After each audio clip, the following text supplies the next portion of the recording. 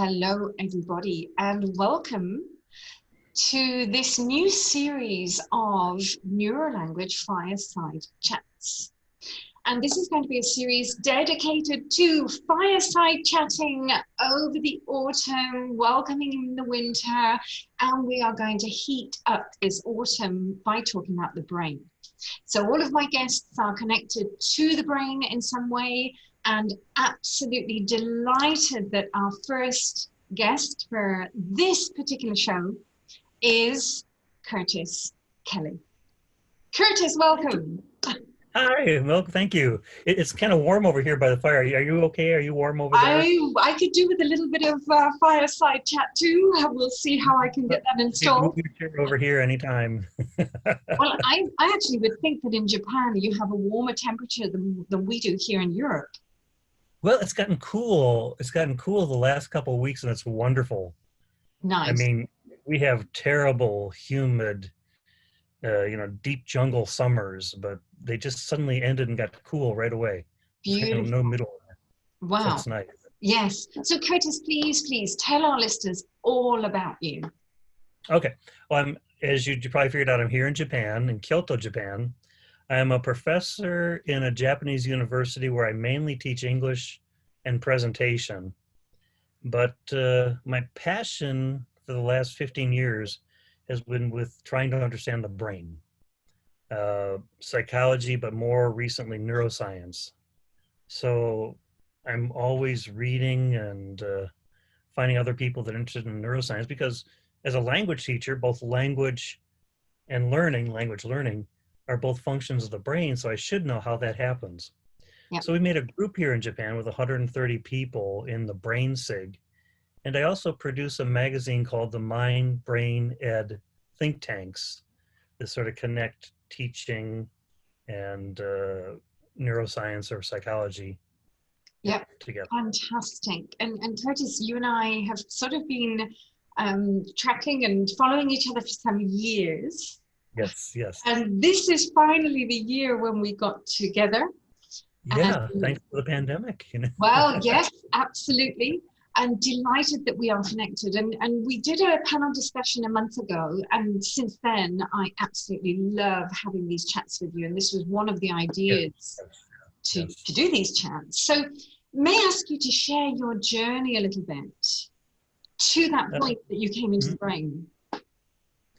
Well, the first thing is I moved to Japan, and that was just such a different culture than, what I was used to. So I first got interested in studying culture, and what makes people operate a certain way.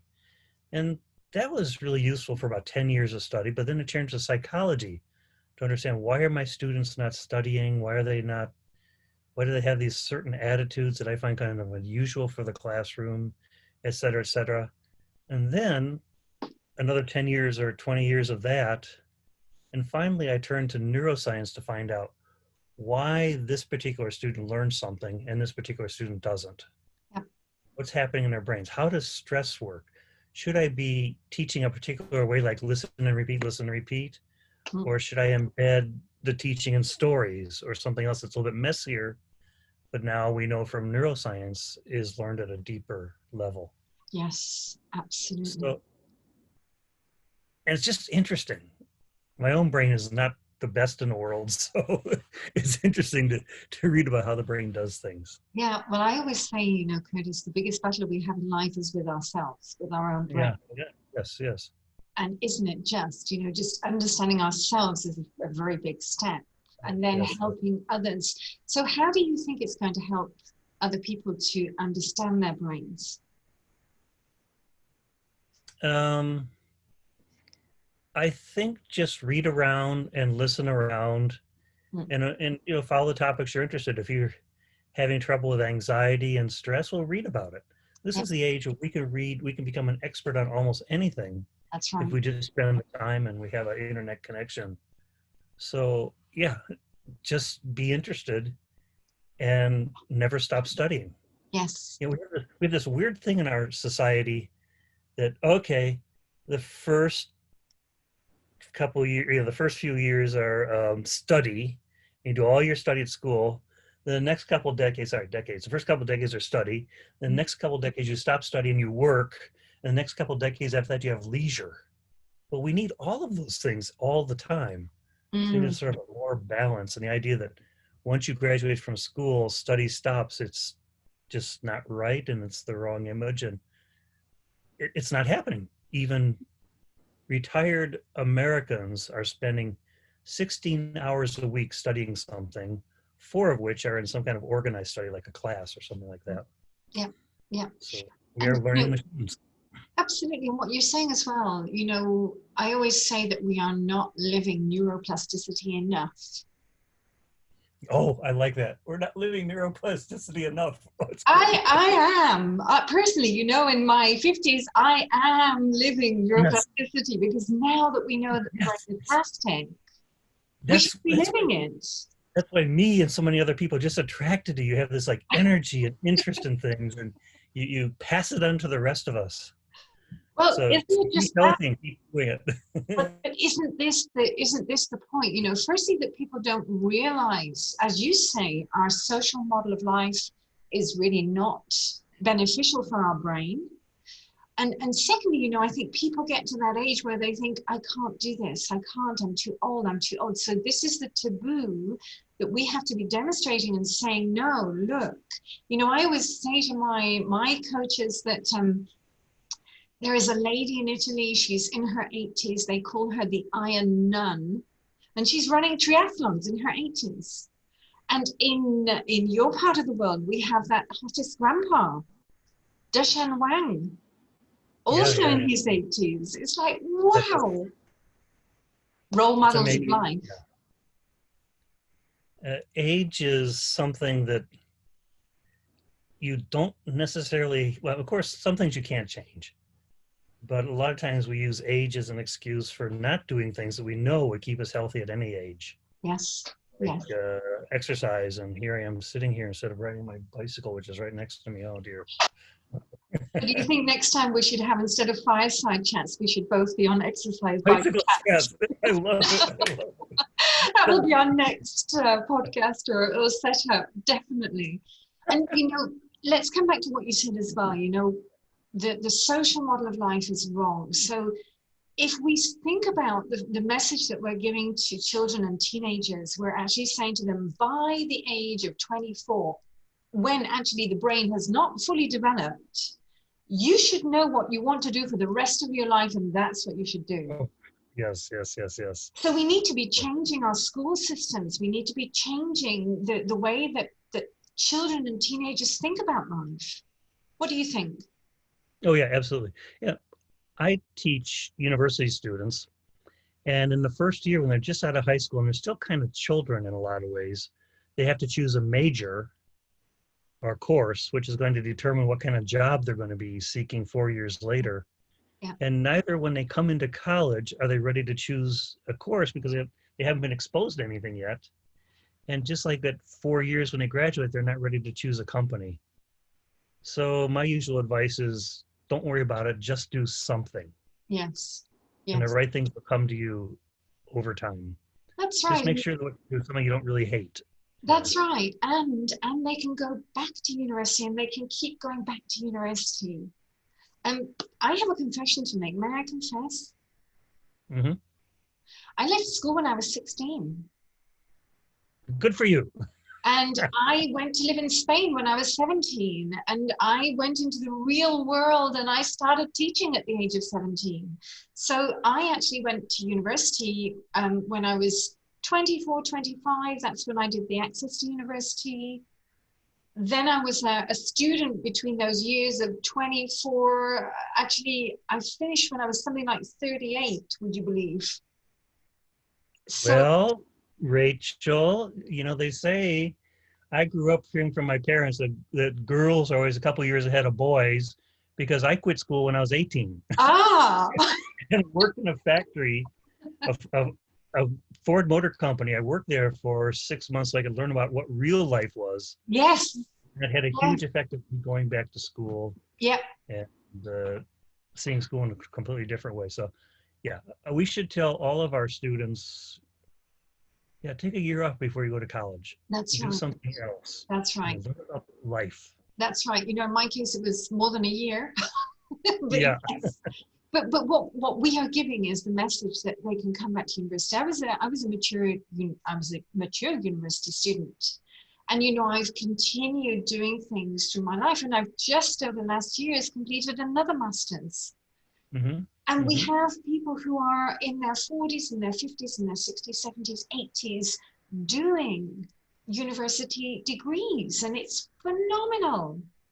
The average age of an American college student was about 10 years ago. I don't know what it is now, but is was listed as 27. Fantastic. And I think that includes like part-time students and everything else. Yeah, 27. So a lot of yeah, people are going back. It's the adult education boom. yeah. A lot of people are going back to school to get further education to help them with their jobs, to meet people, or just to learn something they want to learn. Fantastic. So And I yes, think this is it's the about age of lifelong learning. Yeah. encouraging people to do that because it is actually best thing for the brain Hmm. to keep the brain going. And I didn't get a master's degree till I'd already been working for about 15 years. And I didn't get a doctorate until I'd been working for 30 years. So Yeah, yeah. grow Lifelong up and then learning. go to school. So we've touched upon neuroplasticity. How about we come into our favorite topic, Okay. the Come in. social and emotional brain? Tell me about that. Um, we've tended, because of ancient philosophers, we've tended to look at the brain as being logical or emotional, and we tend to put social on the emotional side. But that's a myth. Mm, Emotion and logic, emotion and cognition are not two separate things. All emotion is cognition, mm, and all cognition involves emotion. And emotion is basically the steering mechanism for us. It's the thing that keeps us away from cliff edges, as Mary Helen says, or drives us into the store that has 50% off sale. It's the thing that helps us make decisions.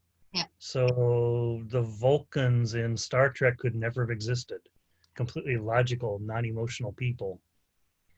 And now we're finding out, and I'm noticing it more and more myself too, that we're also super social, and almost this is not the same as emotion, where it's all part of all cognition, because our social brain and our analytical brains are like on a seesaw, and one tends to be active at one time, and it turns off the other one, or vice versa. yeah, But we are super social. We're super sensitive to what other people are doing. There's just something in the news yesterday about how um, you can tell by the way somebody laughs whether talking to a stranger or to a friend. We're that sensitive, we can pick that up. And look at our eyes. We have all this white area. If you look at a gorilla's eyes, it's all black. yeah, But we evolved this white area so we can see where people are looking and watch their eyes to get social signals mm, back to us. So we're super social.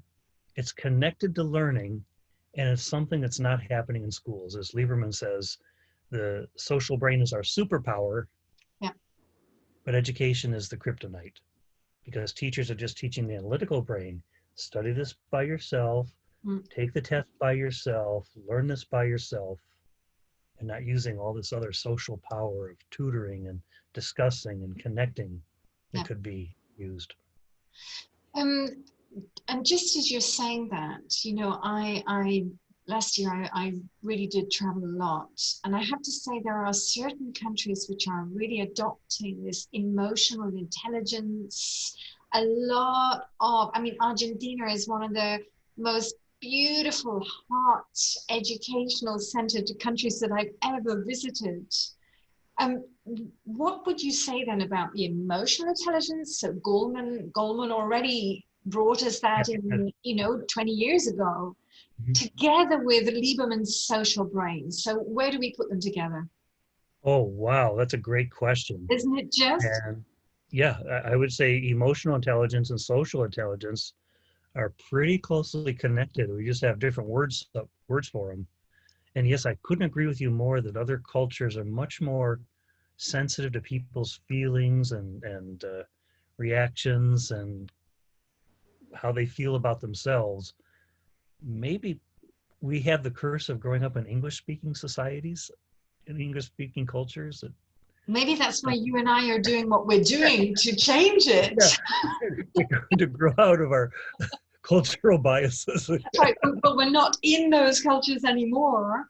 But We, you're in Spain, right? yes, but it's not an English-speaking country. We're not in those cultures anymore. Sorry, I missed Right. it. Yeah. Yes. So we're not in those cultures anymore. We stepped out of them at a very young age, I would say. So And yeah, and don't you think, Rachel, that doing so has really been the best educational thing that you've done in your life? absolutely, Live in another culture. absolutely. And I've lived in Spain, in Italy, in France, in Germany. I've kind of had the experience of different cultures and honestly different social interactions, different ways of communicating, different non-verbalized communication, and trying to understand all of those different cultures. Plus, then you've got the other extremes of the South Americans, the Africans, the Asians, and this is a world, and may I say the Russians, a fantastic, amazing mix of people that we are on Earth. And the one Yeah. thing that we're not doing is trying to understand each other and learning Yeah. to communicate with each other socially, Our emotionally. politics is definitely pretty bad about that. But you just put people together Yeah, and they bond. They want to absolutely, learn about each other. So absolutely, forget the government size and just get people to absolutely. stay with each other, and we'll solve all Yes, social problems in that way, I think. yeah, absolutely, absolutely. And the best thing is to get people out of their country and then get them together. Yeah. And you know, the purpose of life. I thought about this for a long time, and I came up with the purpose of life is to be happy. Well, yes and no. Is it to have pleasure? Yeah, yes and no. Is it to help others? Yeah, yes and no. But the answer I just came down to, the purpose of life is to grow. Very simple, but that's what learning does. That's what meeting other people does. That's what going to another culture. Mm, I have a new toolbox that I gained in Japan. yeah, Sometimes when I go back to America and pull some cultural or social tools out of there, yeah. I feel really superior. Absolutely, Learning how to absolutely. make people bond together. Yeah. And may I add, I totally agree that life is about growing and life is about experiencing. We're Yeah. here to experience the ups, the downs, the goods, the bads, the everything is about living. Yeah. And through the capacity of the brain, we can live to the full extent or not. The choice is ours. Now, let's come back to this emotional social brain. I always say that the emotional brain for me is like the gateway from the conscious to the subconscious. It's the gatekeeper. Yeah. How do you like that? Yes, I like that. That's good too. And actually, that's if you think about the reticular activating system, Yeah, other parts of the brain, it's actually connected to the whole brain. It's not just like one little place there. But it's, evaluating what's important for me and what's not. Because there's all kinds of information coming in that we can't process at all. yeah, So babies we have do. parts of our brain that are, yeah, babies. We have parts of our brain, they're just trying to pick out what's meaningful to me, what should I pay attention to, Yeah, and things like novelty or things that are related to your personal experiences yeah, or anything that's related to emotional valence that might be activated yeah, is going to be what we process and what we learn. yes, So learning is also controlled by emotion. yeah, And again, to paraphrase Mary Helen Imordino Yang, who wrote the book that on emotion, you physically cannot learn something that has no meaningfulness to mm, you. You physically cannot learn something that you have no investment in. yeah, Your brain cannot retain it. So what teachers do, they add emotional value to something by saying one simple sentence. You know what that is?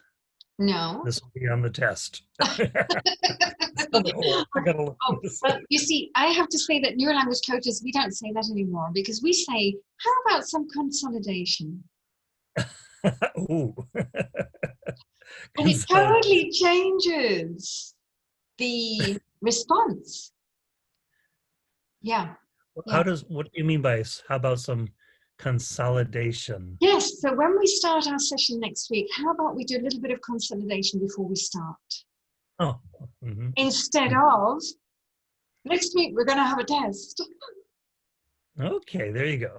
So, Okay, I yeah, see, yeah. and this is really the how to change that way of communicating so that it doesn't have that impact of raising the limbic system, getting people nervous, and that's it. You've lost. Mhm, mhm, mhm, mhm. Yes, yeah, yeah.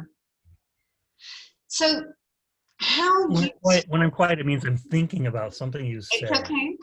It's ringing around in my head, like a bullet ricocheting here and there, and We've had I'm going to some we've like had this. some moments. We've had the emotional brain juxtaposed with the social brain, that question.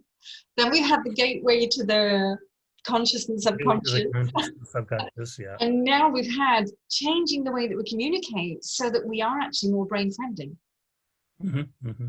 and having the impact that we want to have and not the impact of shutting people down.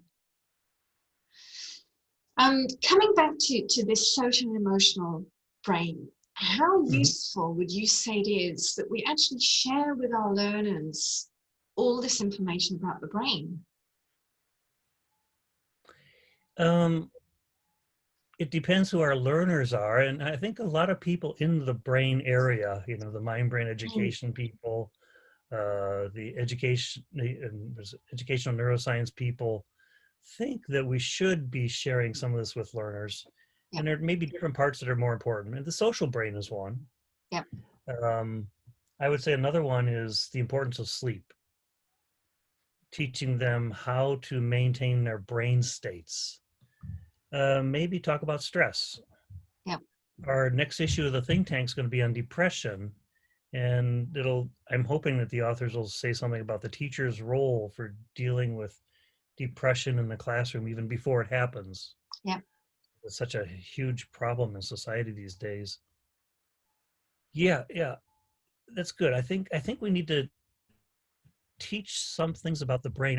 Another one is, yeah, of course, how to learn, how to study. Yes. There are ways of studying that are evidence-based better than other ways.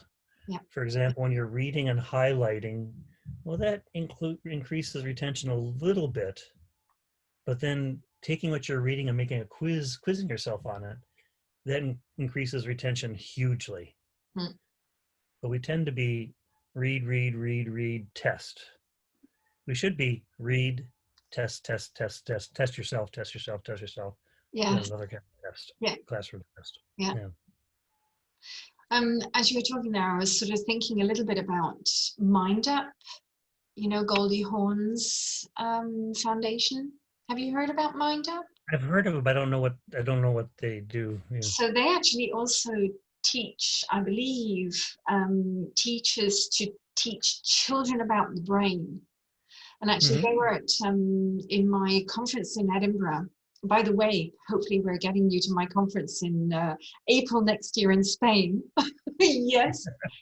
So they were with us 2 years ago, and they were demonstrating a little bit of how they use puppets with children to talk about the brain. And I actually have some of my coaches who have spoken to their kids about the brain, and it's really, really helped them. How amazing would the world be if we train and help children from a young age to manage a little bit? Yes, yes, yes, yes. And you know what? You know what, Rachel? The people I would like to teach about the brain are not the children, but their parents. I know. That Yes. if you create a lot of stress for your child, you're actually shutting down their learning. Yeah. But we know parents sometimes have to put the pressure on. Yeah.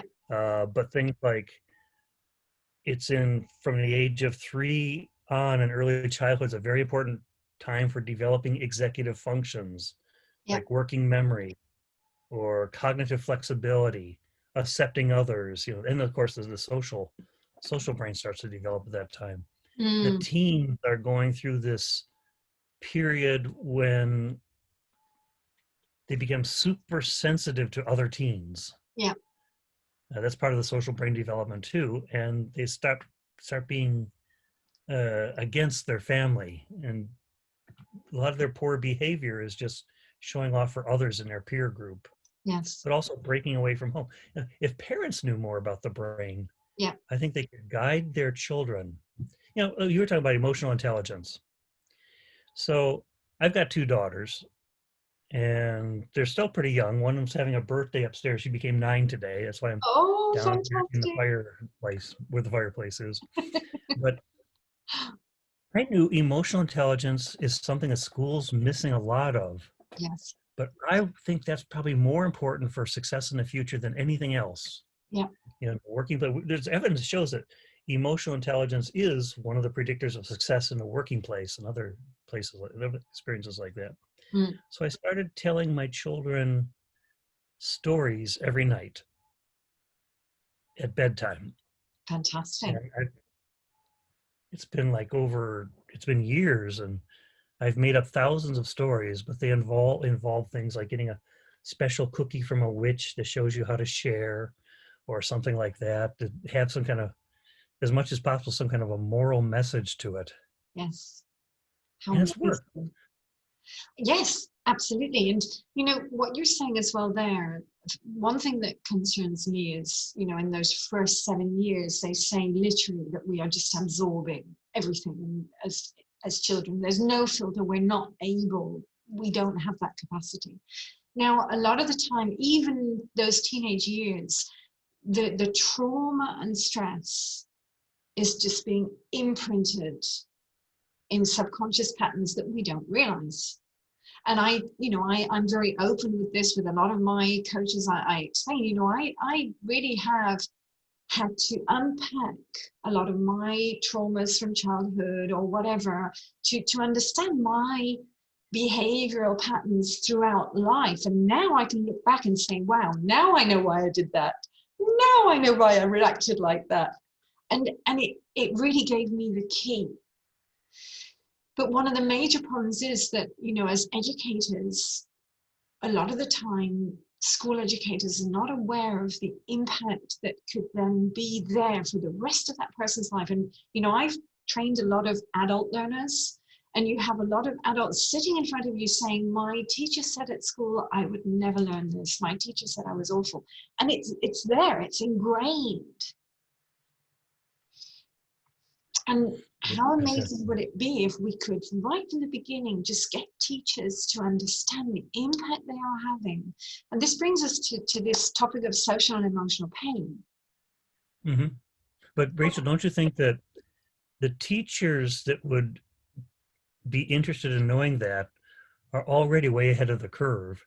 The teachers that, come down and hurt people, they're not Yeah. interested. They think they're Well, doing right. maybe Just this should be like bad bosses. mandatory training for all teachers Yeah. worldwide. To become a teacher, they need to have brain training. Well, something the school should be evaluating. Absolutely. They should be talking to students about, what teachers have been really good for you this semester. What, have you any troubles with teachers? And, Yeah. look for trends like that. And if somebody's getting a bad score from everybody, they should be taken out of the lineup and trained. Said, Yeah. you got 2 more semesters to get that score better. Yeah. For the way how your students evaluate you. Yeah. But then we have the teacher going into threat response.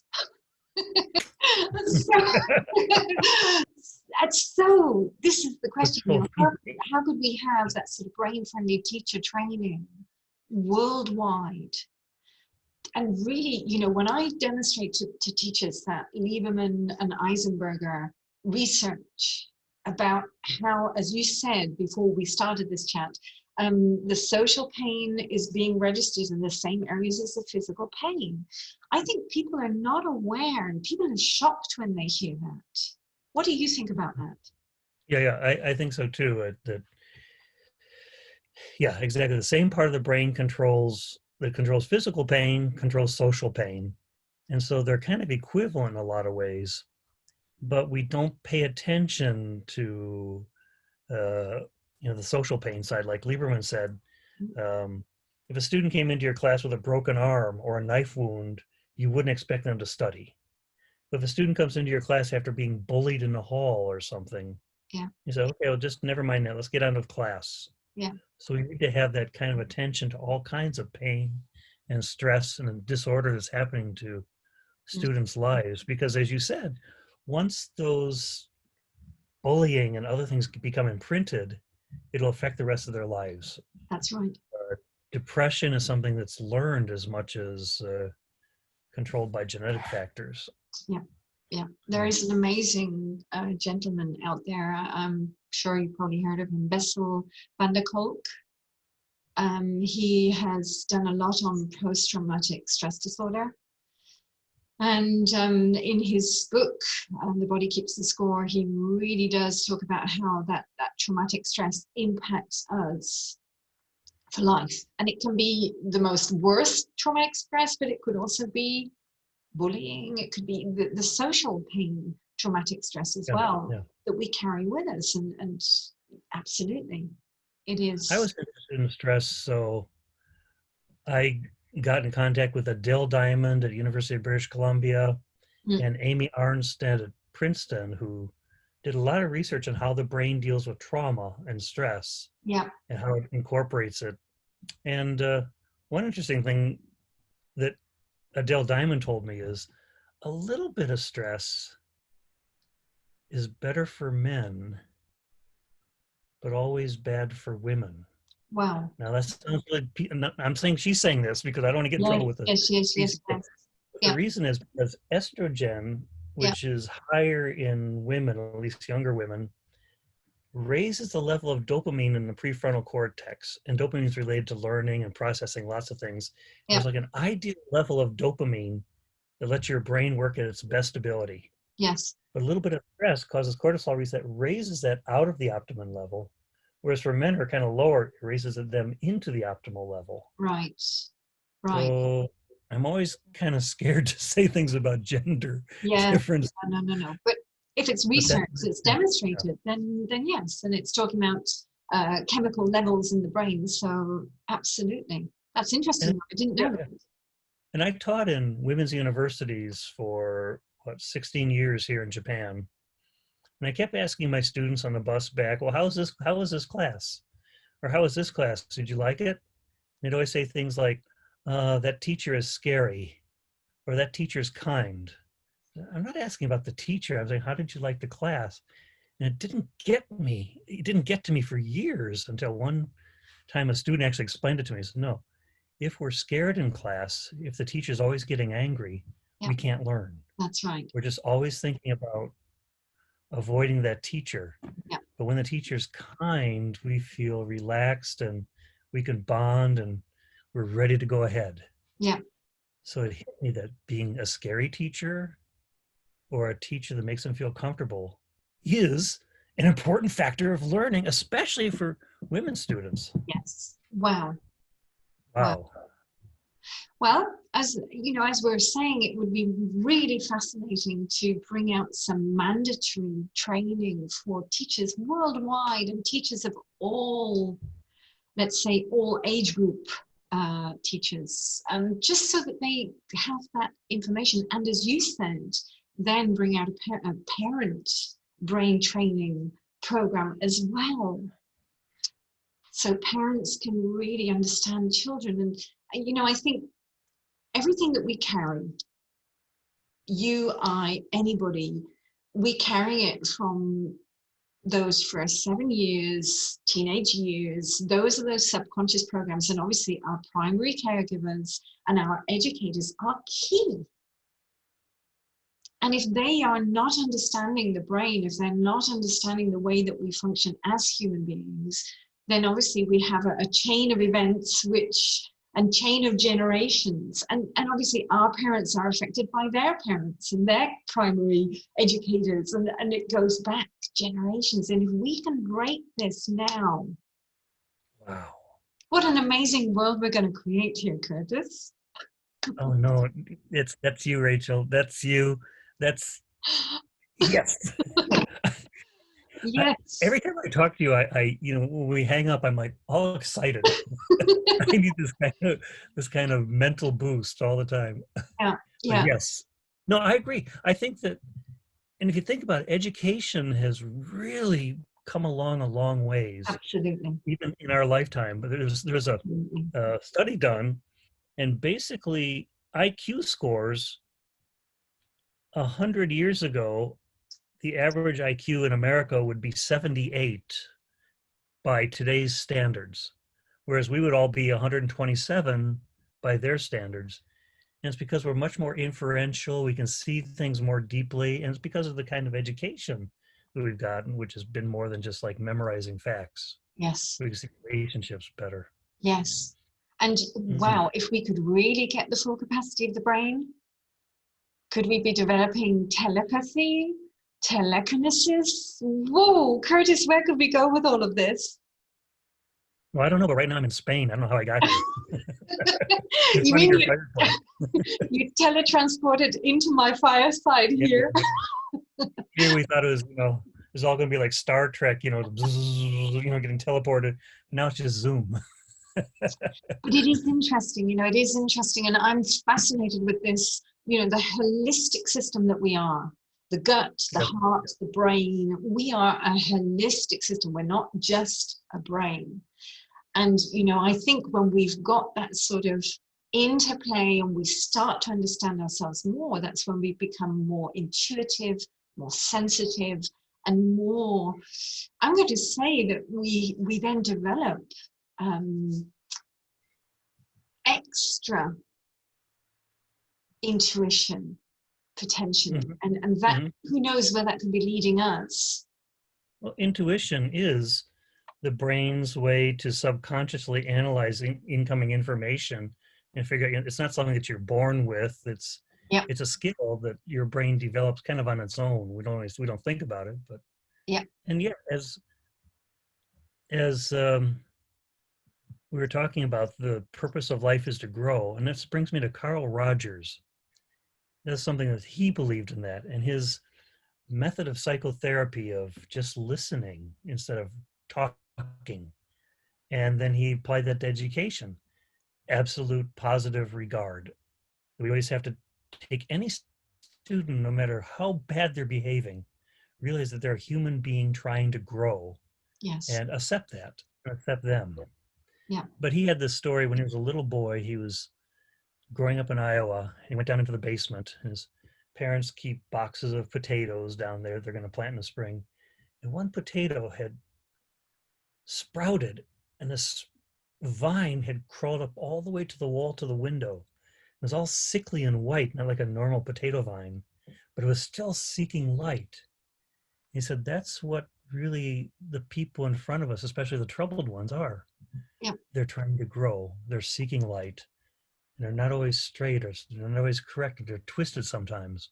Mm, There's still that one basic thing that all humans beings have: the yeah, need to grow. Yeah, absolutely.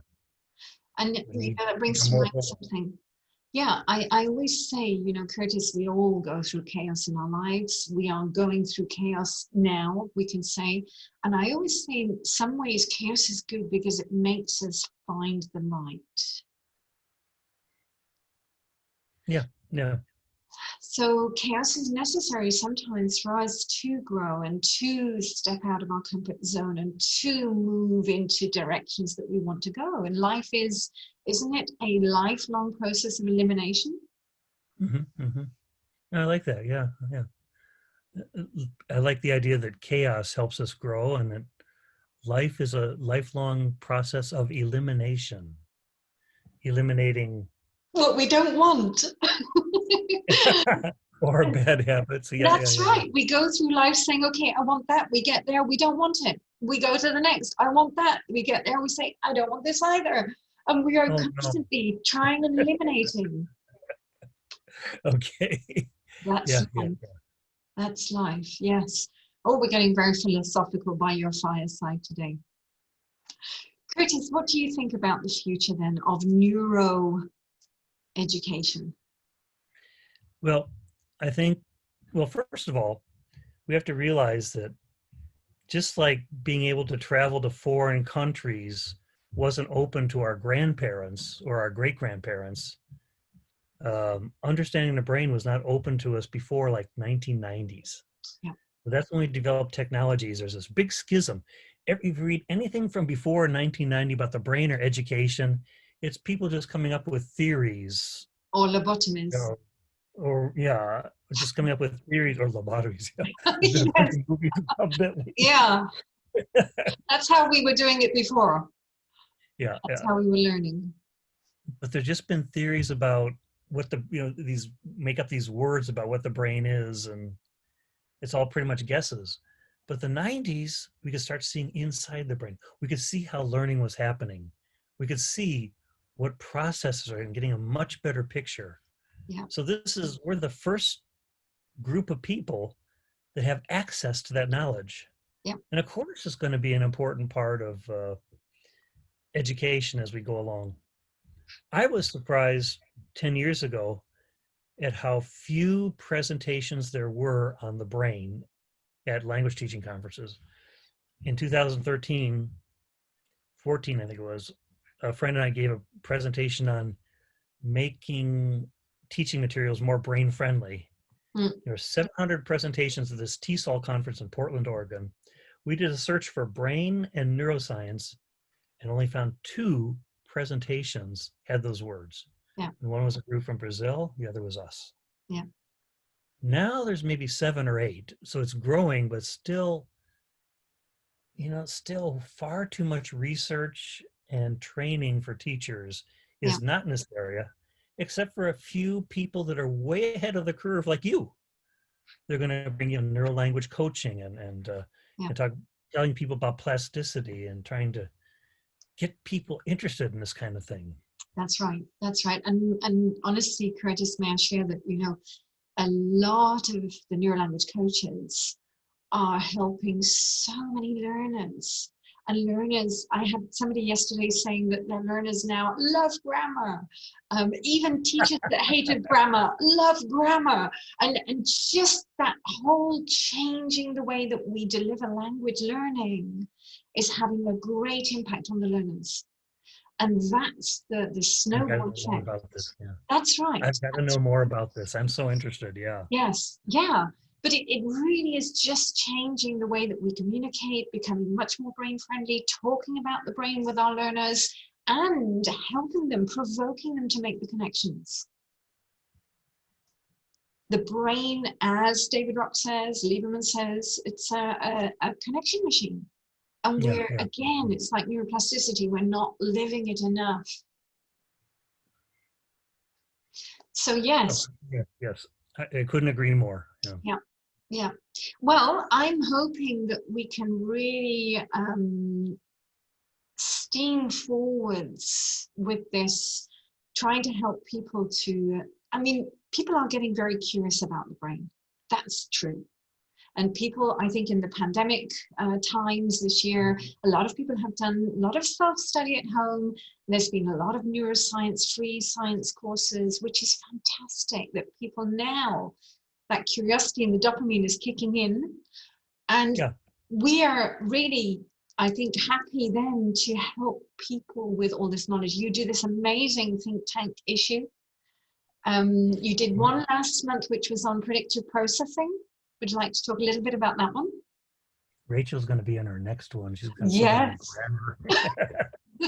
Well, yeah. First, let me say, go back to the point that you were making.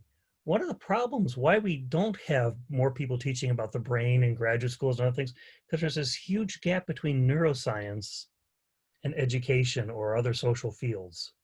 And if you read a real neuroscience paper, you don't know what they're talking about. They're talking about, brain physiology and the activation of astrocytes and things that make no sense to most people.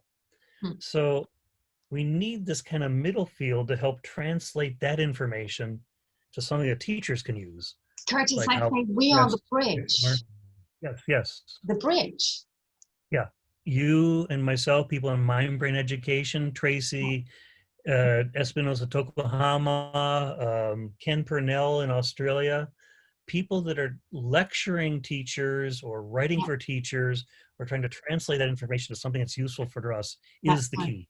That's right. But that's why it's so hard to find things. It's been so hard to find things for teachers recently.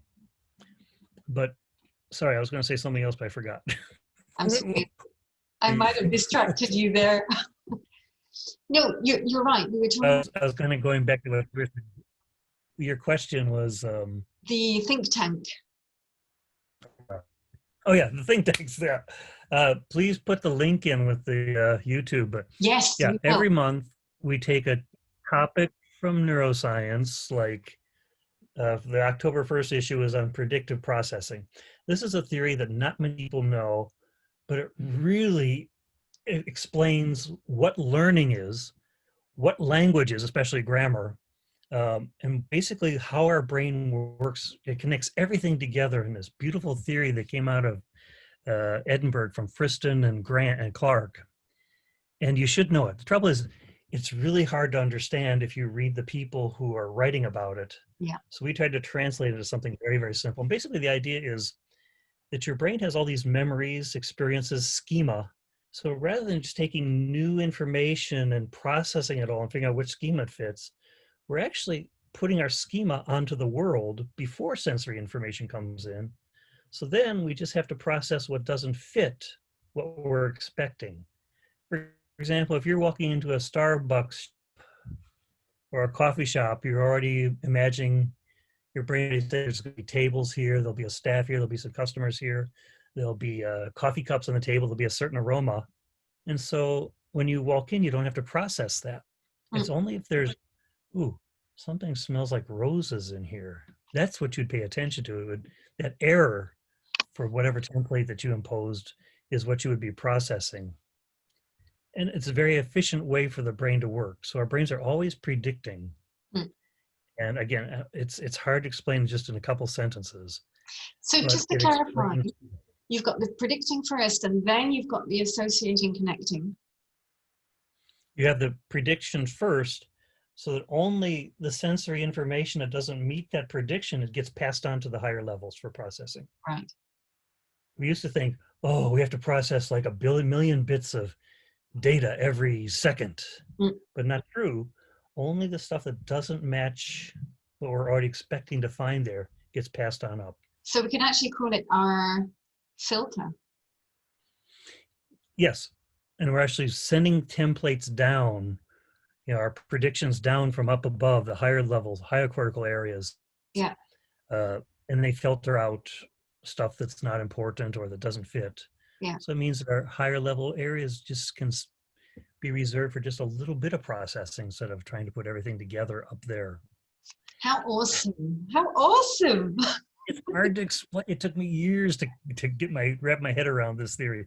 So it's hard to explain, but just the important point is the brain is always predicting. Yeah. And its predictions are based on previous experiences. Fantastic. Fantastic. And you've got this new issue now, which is the grammar issue. Yeah. The grammar issue is going to come out November 1st.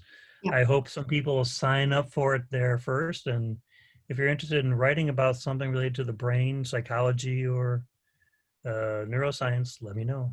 Always looking for writers. Fantastic. And you I've say been chasing Rachel for 3 years. You've been chasing me for 3 years, I know. I got you. Yes. Yes, and it's quite interesting because I was fascinated with you 3 years ago, but I was so busy at that time, and it was like, and this year was really that year when we finally connected. I'm so grateful to you. So, yeah. My idea in this next year, I did let you into a little secret a little while ago that we are setting up a foundation, and the foundation is going to sort of have that feeling of neuro and heart, because I know that you're also a fan of heart science, and I definitely want this foundation to be driving not only the brain but also the heart as well, and the gut, the holistic human. So how do you think then, what's the vision that you would like to see with neuro-heart education worldwide? Well, the first thing I can say is it's occurred to me that if the purpose of education is to give people better lives, then in university education, there's huge holes.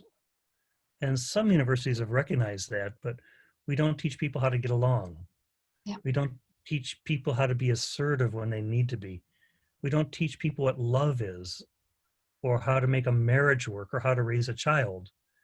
So these things are kind of left to Hollywood, which gets it wrong a lot. So Yes. I think we need courses in soft skills and social skills, Yeah. and relate that to the brain too.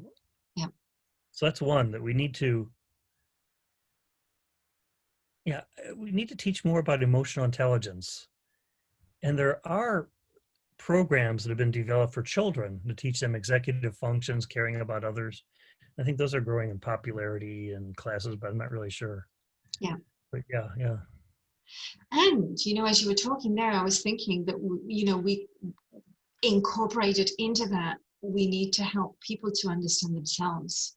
The gramophone record that we all have at the front of the brain, the one that's just going over and over, how to make it stop, how to get into those alpha delta, brain waves to relax or sleep, and to understand that, we can regulate. And neurofeedback, may I say, is fantastic new treatment, if you like, which is non-invasive, non-pharmaceutical based, and really is about helping us to train our brain. I don't know what that, I don't know much about that myself, but. Right. Oh, we'll have a quiet chat about that one. But Yeah. yes, I'm going to tell you then too about this course I made for English students called The Psychology of Love. Oh, fantastic. Oh, yes. Oh, we're going to talk about that one as well. We'll have to get you back onto another fireside chat. So we've got two pending topics here, the psychology of love and the neurofeedback and how that can help us.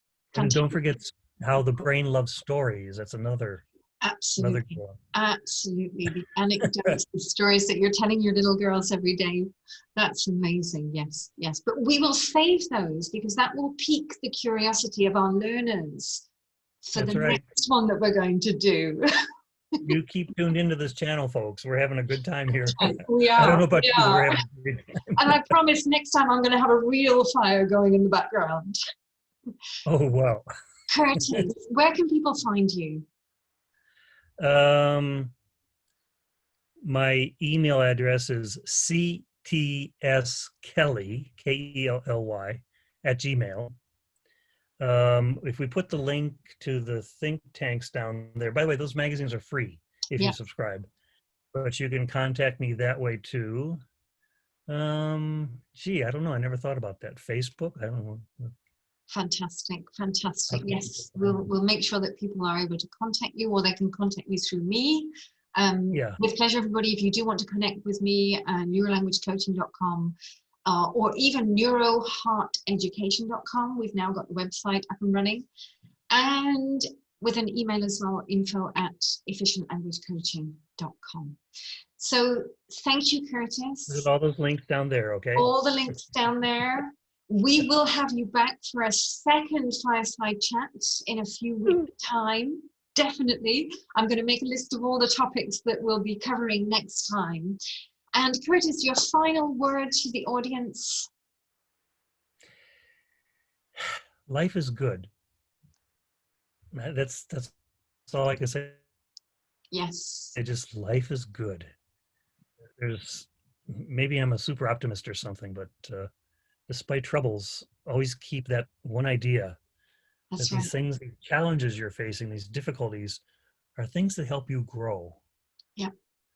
And so a wise person will not look at difficulties as something to avoid, but as something to try to engage with as a chance to learn how to do things better.